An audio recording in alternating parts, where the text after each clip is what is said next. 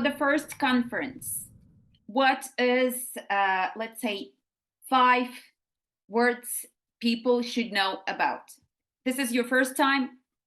Describe me. Why should I go there? First of all, sustainability is the key item on the agenda. We have a panel of international speakers, which is moderated by Charles Etter from Gulfstream. He's their lead scientist. We have Gulfstream on it. We have Rolls-Royce on it. We have Elder Fuels on it. We have the Air Company on it. Farnborough Airport, Mace. I'm probably forgetting somebody here, and Jet Aviation. So we have a really strong panel on sustainability. Sustainability is absolutely key. The conference we've done, it's a conference for decision makers. We have picked the best hotel in Ireland. It's a Castle Hotel. The owner has a Gulfstream 650, and it was recently voted the best hotel property in the world. And it's the Ryder Cup venue in 2027. So you're going to have an experience at the venue. And you'll also, visiting Ireland anyway, at the best of times, it's a great experience, but the venue itself is absolutely stunning. The owner has spared no expense in putting it right. So we've targeted decision makers.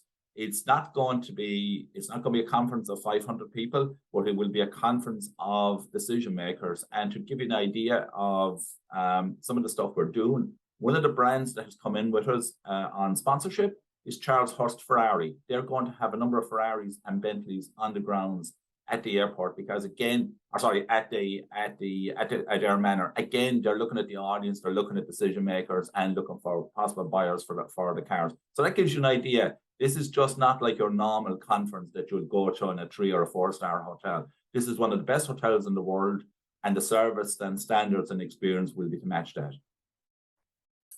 You will discuss the future of business aviation. I'm not sure that you know about that. Our French transport minister was the one trying to tell that we have to live without business aviation and trying to put all kind of restriction on a business jet.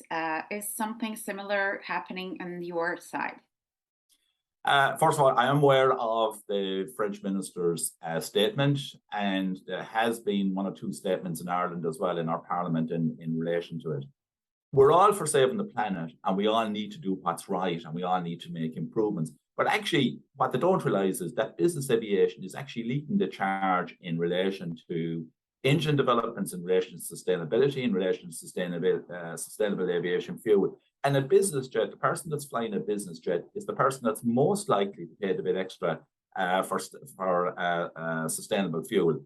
What we want to do is really target sustainability, make all the improvements that need to happen in business aviation, make it environmentally friendly. We don't want to send economies back to the Stone Age. Business aviation is critical for development, for instance, a good number of companies in Ireland, which are foreign direct investments, their owners and shareholders come in by business jet. That's one example of it. And that's critical to the overall Irish economy, that these people do visit their companies, and also the investments take place as well. So that's one thing that's critical. If you've got a senior executive in US company, they're I suppose time poor. They need the business jet. It's a tool of the business to get around. The other side of the business, and there's been some maybe talks about it as well, and maybe some comments about it, is ultra-lux tourism. Ultra-lux tourism is a key part of the Irish economy. And somebody on a business jet might come in and spend 20 or 30,000 euros staying in a local property. Our castle hotels, they're spread around Ireland, but they're spread around the regional parts of Ireland. So they have 400 or 500 people working in these hotels. The business jet will go into the regional airport, so it supports jobs and supports the economy there.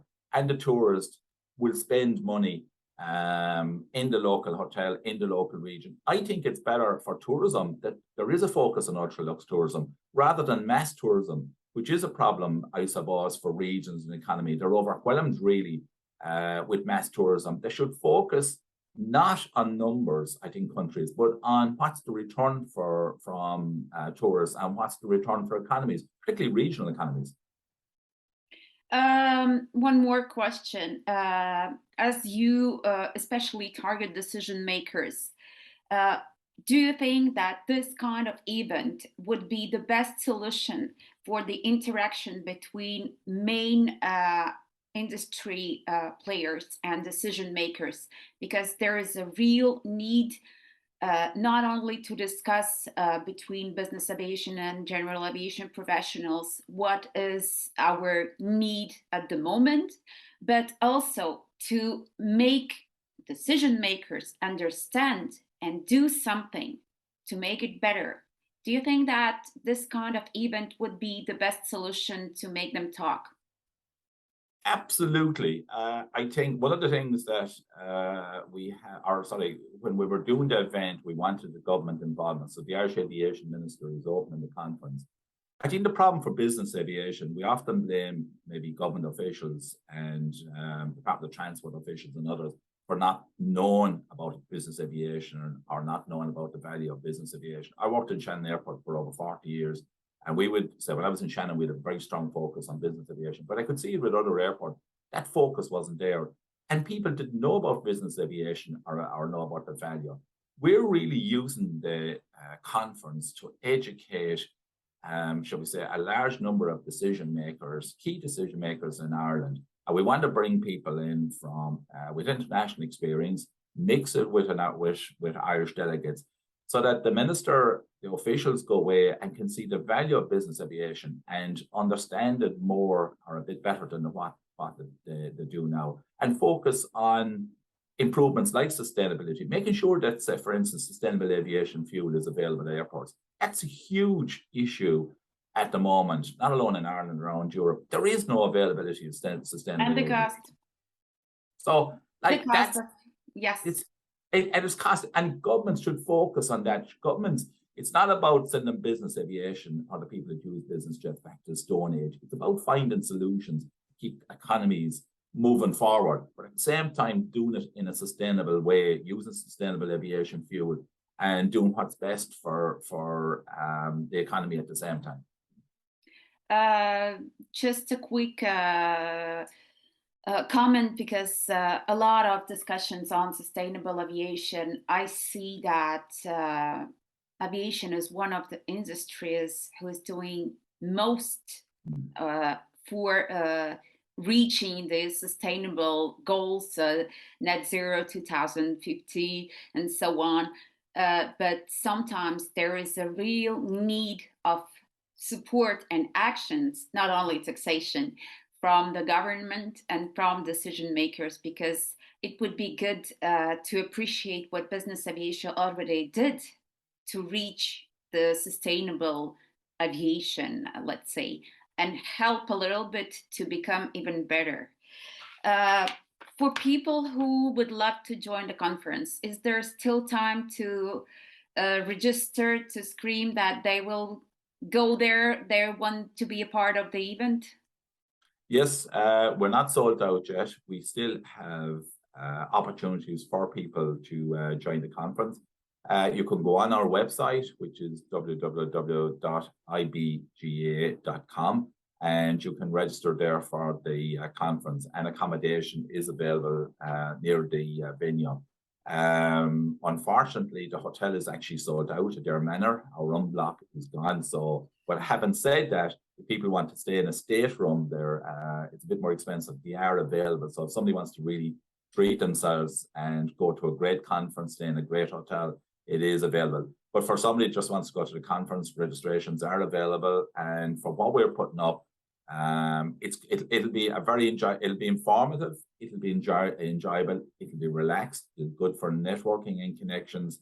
And I just think people will be sort of looking to come back here again next year for our next conference.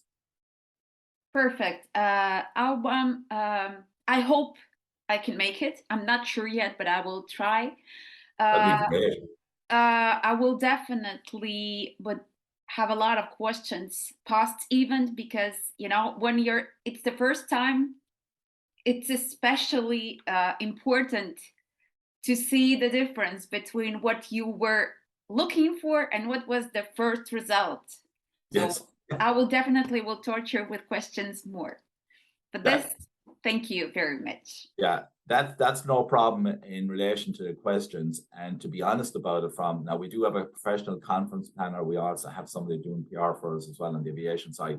But we've learned so much from the time we started this to where we're at now.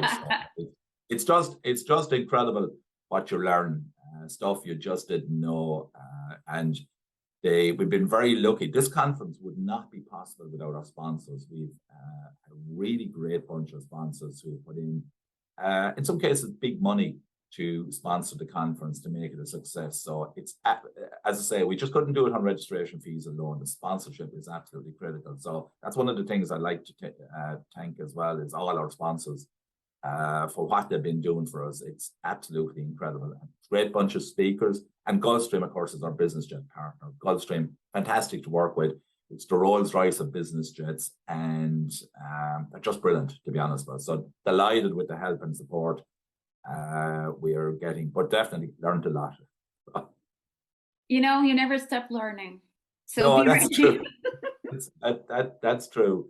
I was over 40 years involved in aviation in Shannon, and still absolutely learning every day. And that's the great joy about aviation, that it's a challenge. Every day is different, and you are learning. It's exciting. After 40 years in aviation, you will never get rid of that. So it's No, worth no, no, it. no. Thank you so much. Talk to you after the conference.